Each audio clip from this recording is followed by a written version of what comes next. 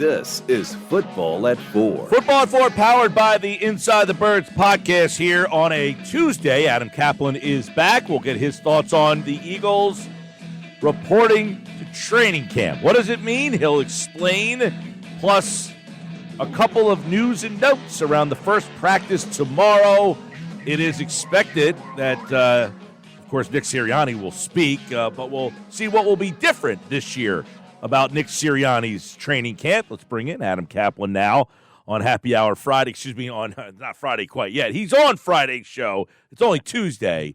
What's going on, Adam? Mike, good to talk to you. Yeah, congratulations. Wow, 15 years. That's pretty cool, man. Can you believe it? They didn't get rid of me yet, and we got a whole. It's funny you say that. This is my 21st anniversary as a host on Sirius XM, and we say that every year. Oh, they haven't canned me yet. Yeah, no. So look, it's tough, and the radio business is tough, but that's a great accomplishment. So very good for you, and obviously this is the time of year when teams report. So the players can't practice today, but they did report. They take a team physical. That's a big thing, Mike, because you never know what's going to happen when players report to training camp. You hope that they did everything they're supposed to be doing. Their heights and weights are taken. It sounds kind of funny, but it's more the weights. And the worst thing is when the guy shows up out of shape. Let's say he shows up 10 pounds overweight. That shouldn't happen. Like we reported, this is what happened like 2 or 3 years ago. Jordan Mailata showed up to their OTAs at let's say 402. I don't know the exact number. I think it was 402. He was told to get down to 380. And give him his credit, he did exactly that. I think he was between 375 and 380. So you want to make sure the conditioning is big. You want to make sure everybody shows up in the right condition. And then when you get to practice tomorrow, their weights are taken every day, I'm told, starting the first day of training camp. And they check the fluid levels. That's really big because you want to avoid those soft tissue injuries. So there are a lot of things that you got to get done. And by the way, tonight they have the big meeting with Nick Sirianni, and they also meet with the individual with their position coaches. So, yeah, the players all to report, 23 teams, Eagles one of them that fully reported today, the veterans, everything there. And as you mentioned, they don't really do anything, just kind of that, the overviews, the heights and weights and all that kind of stuff. But, the first preseason game is the Hall of Fame game next Thursday, and then the following week the Eagles will go. So what will be happening between when they report today and that first preseason game? All right, so tomorrow, Mike, at 10 a.m., and every single practice at the NovaCare Complex is at 10 a.m., and the only thing we're going to see different, and we'll see tomorrow, and I'll be there Thursday, and our Andrew DeCecco should be there every day. And I know Mosher will go as well to some practice, so we'll have it all covered inside the Birds. But the one thing, because the Eagles have said they're going to practice more this season or this summer, but what we're expecting is probably more days. And also, maybe they don't just have. Maybe they might do an hour and 45-minute practice. So, I remember with the Rams, and I've been at their training camp every year that Sean McVay's been there. They were very quick. They would do an hour 15, hour 10. Last summer and the summer before, they had over 2-hour practices. That stunned me. That was not because they're big. They don't practice very much in season. They have very light practices, and we know that they're one of the teams that never lets their players, their veterans play, their starters play in training in preseason. So I'm interested to see is there anything that's different because of what happened last year? The Eagles choking, obviously losing 6 out of their final 7, and the awful playoff performance. I'm interested to see, Mike. Is there anything noticeably different at these practices? And we're certainly going to look at that. Yeah, I mean, you would think that Sirianni is definitely going to do a little bit of different stuff here. He's certainly being questioned a lot. The Athletic had quotes from Sirianni's media roundtable and kind of said, I didn't call the plays last year, all right? But he said, I had to help. I had to get involved in all this. What did you make of what Sirianni kind of interjected last week there? Yeah, look, Mike, I mean, we reported this when it's actually, leading up to Kellen Moore being hired, we had heard he will no longer call plays. He'll have input, but he will not have any calls anymore. He's not making any calls. It's not his scheme. In fact, here's one thing we're going to look into, and my sense it'll be Kellen Moore.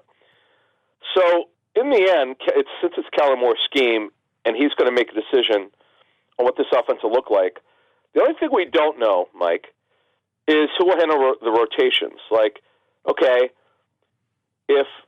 for instance, let's just say that, because we know Kenny, we've outlined this now for 3 years. One of the things we reported 3 years ago, the coaching staff was heavily involved in Kenny Gainwell's selection, and we know that Sirianni loves Gainwell. Yeah, but moving this forward here, he enters this summer on the final year of his contract. He was drafted in 21. Will Shipley was drafted in the 4th round.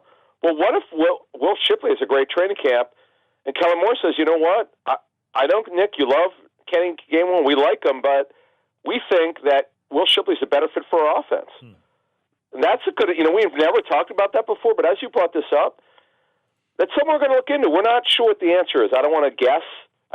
My sense it would be Kellen Moore's call, but we don't know that, so we're going to look into that. And that's something that's fascinating because Sirianni's, it's not his scheme anymore. And the offensive coordinator, I know Nick Sirianni is sort of in charge of the coaches, but Kellen Moore should be able to play who he wants.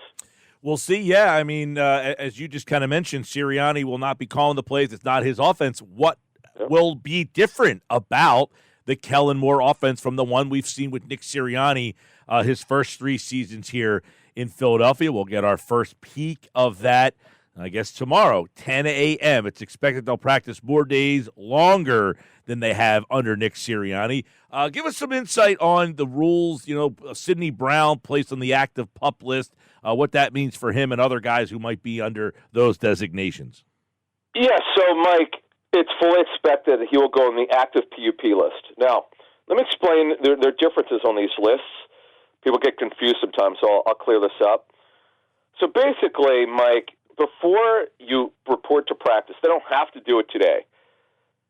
And I remember sometimes when the team won't announce anything, and then all of a sudden the guy won't be practicing, and then they have to turn any transaction in terms of any reserve lists or active lists, like in terms of, okay, you mentioned PUP or NFI. Let's go to PUP. Physically unable to perform as Sidney Brown's going to go on that. He cannot go on NFI because NFI is for non-football injury or non-football illness. Those are when a guy has an injury or an illness away from the club. Like, and it turned out to be a mistake. Remember Mike Patterson, long time ago, first-round pick for the Eagles? He had his illness. He had something pretty serious off the field. So he did not go on PUP because it was not an injury, and it happened away from the complex. And you see this sometimes. Let's say, Mike, that the Eagles drafted a player, right? And his injury happened in college, and he couldn't practice early on training camp. He would go on NFI. Though it's an injury, it's kind of a misnomer. It's actually an injury, but it happened away from the club. So he would go on NFI. Now, if a player's put on reserve NFI, reserve PUP to start training camp, they're done for the season. Ryan Ramczyk, the Saints starting right tackle, is going on the reserve list. He's going to go on reserve PUP. That means he cannot play this season. The only way he could play is if he's released. So that's the unfortunate part about these lists is that if you go on a reserve list now, you're done, and you're not going to see players go on those lists, reserve lists, at all unless the team knows that the guy can't play. We're not expecting anyone else, and we expect the Sidney Brown thing to be official by tomorrow because he's coming back from ACL reconstruction. Now, one thing to keep an eye on, Mike, is when you're on active PUP, once you're able to practice, they take you off that list, but understand something. Once you're off that list, you cannot go back on.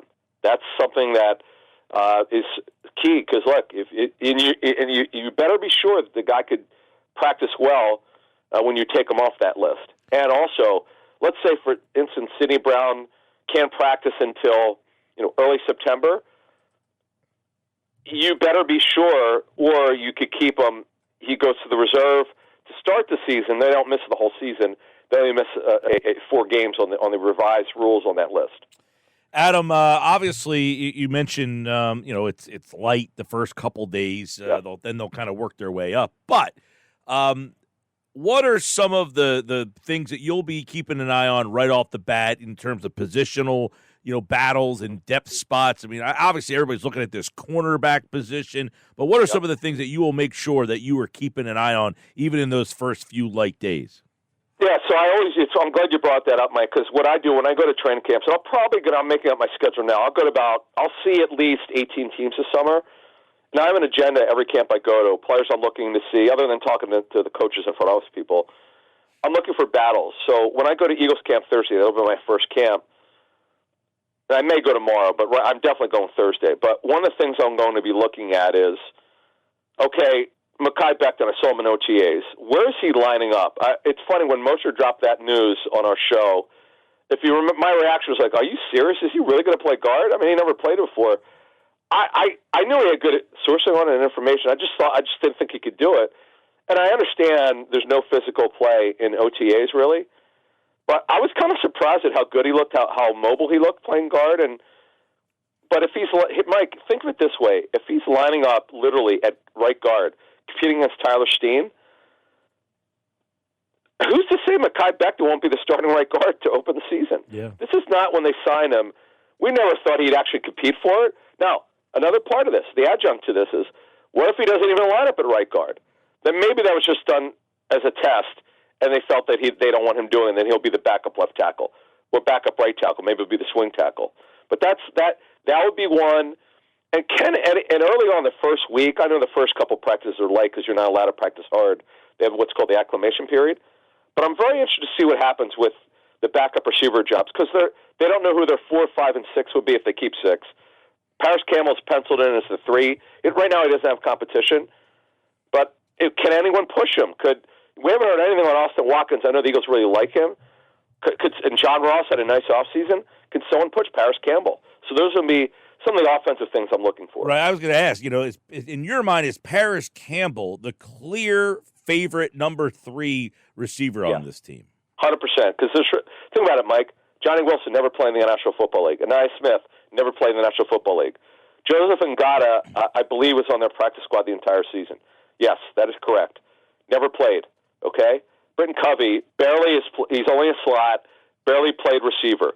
Jaquan Davis hasn't played. Austin Watkins is sort of like a young journeyman who's been around a little bit longer than you think with the Niners, with the Bucks, with the Browns. The Eagles saw him a couple years ago. And with the Eagles, so they just and Jacob Harris, so I really like when he was with the Rams as a rookie. He hasn't really been the same since he had his ACL injury. None of these guys have done anything, Mike. John Ross, look, he's been a major disappointment. You remember he retired. Right. I mean, it's a really cool story. I love his talk with the media. That was pretty inspiring and a pretty cool story. But again, this guy hasn't done much in his career. So, Mike, yes, Paris Campbell. Now, if he looks terrible, if he looks like Greedy Worms did last summer for the Eagles, we were talking about him on our last show, Mike. That's a different story. But look, we know that they're going to have to bring another receiver in at some point. It doesn't have to be day one.